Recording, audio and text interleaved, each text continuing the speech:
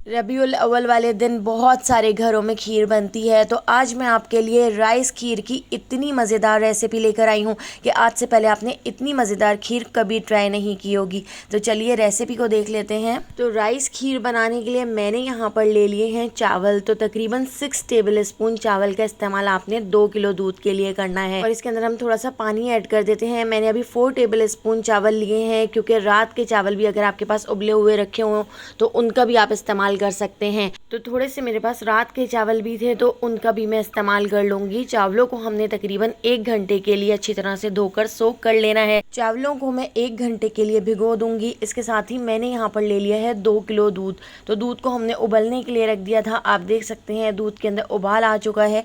तो दूध को अच्छी तरह से मिक्स कर लेते हैं और पकाकर थोड़ा सा गाढ़ा कर लेते हैं। 10 से 15 minute medium to low flame पर दूध को मैंने पका लिया है और दूसरी पतीली में मैंने चावलों को भी उबलने के लिए रख दिया है।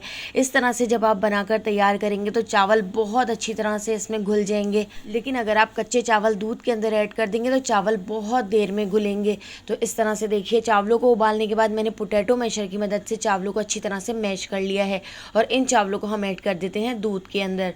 और दूध के अंदर ऐड करके इसको अच्छी तरह से मिक्स कर लेंगे। तो दोस्तों यहाँ पर मैं आपको याद दिलाती चलूँ, अगर आपको मेरी रेसिपी अच्छी लग रही है तो लाइक करना बिल्कुल भी मत भूलिएगा, और अगर रेसिपी अच्छी नहीं लग रही है तो आप इसको डिसलाइक भी कर सकते हैं। और मुझे कमेंट करके ज़रूर बताइएगा कि आप मुझे किस सिटी और किस कंट्री से देख रहे हैं, ताकि मैं आपका थैंक्स कर सकूँ। तो पहला थैंक्स जाता है रियाज को सऊदी अरब से, शगुफ्ता को दुबई से, नाजी को थैंक्स जाता है लाहौर से और शाहिदा को मॉरिशियस से। तो मेरी रेसिपीज को इतना पसंद करने के लिए आप सबका बहुत बहुत शुक्रिया। आप मुझे ज़रूर कमेंट किया करें।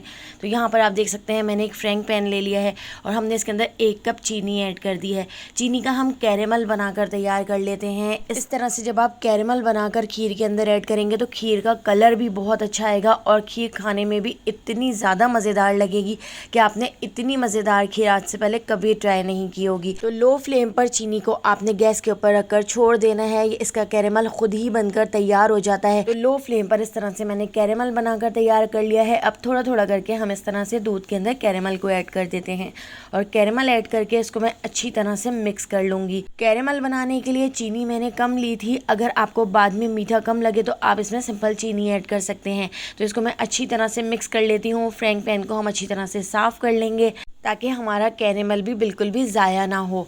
अब मैं इसके अंदर ऐड कर देती हूँ 4 हरी इलायची। हरी इलायची के मैंने मुंह खोल दिए थे, तो हरी इलायची भी हमने इसके अंदर ऐड कर दी है। इसकी मिठास मुझे थोड़ी सी कम लग रही थी, तो आधा कप चीनी मैंने इसके अंदर और ऐड कर दी है। चीनी ऐड करके हम इसको अच्छी तरह से मिक्स कर लेते हैं। मेरे पास फ्रीज़र में खोया रखा हुआ था, तो मैं इसके अंदर खोया भी ऐड कर दूंगी। अगर आपके पास खोया ना हो तो आप इसके अंदर थोड़ा सा कंडेंस मिल्क ऐड कर सकते हैं, या 3 से 4 टेबल स्पून आप इसके अंदर मिल्क पाउडर भी ऐड कर सकते हैं। खोया ऐड करके हम इसको अच्छी तरह से मिक्स कर लेते हैं ताकि खोया भी इसके अंदर अच्छी तरह से घुल जाए। 10 से 12 बादामों को मैंने हावन दस्ते में कूट कर इसके अंदर ऐड कर दिया है और इसको हम मिक्स करके इसको कवर करके लो फ्लेम पर आधे घंटे के लिए छोड़ देते हैं ताकि खीर थोड़ी सी गाढ़ी हो जाए। तो यहाँ पर जब ये गाढ़ी हो गई थी तो मैंने इसको काउंटर के ऊपर लाकर रख लिया था। ये बिल्कुल गरम गरम है, गरम गरम ही हम इसको मोल्ड के अंदर निकाल लेते हैं। तो यहाँ पर मैंने ले ली है मिट्टी की कटोरियाँ। तो इस तरह से जब आप मिट्टी की कटोरियों के अंदर इस खीर को बनाकर तैयार करेंगे तो इतना सौंदा सौंदा सा टेस्ट आएगा और बहुत ही मज़ेदार आपकी खीर बनकर तैयार होगी। तो सारी मिट्टी की प्यालियों में हमने इस तरह से खीर को फिल कर लिया था। तो अगर आपको इस मज़ेदार सी कैरेमल राइस खीर की रेसिपी पसंद आई हो तो लाइक, शेयर और सब्सक्राइब करना बिल्कुल भी मत भूलिएगा और बेल आइकॉन के नोटिफिकेशन को ज़रूर ऑन कीजिएगा। फेसबुक, टिकटॉक या यूट्यूब पे देख रहे हैं तो मेरे चैनल को ज़रूर फॉलो कर लीजिएगा। वहाँ पर भी डेली बहुत ही मज़ेदार सी रेसिपीज़ शेयर करती रहती हूँ। तो आने वाली वीडियो तक मुझे दीजिए इजाज़त। अल्लाह हाफ़िज़।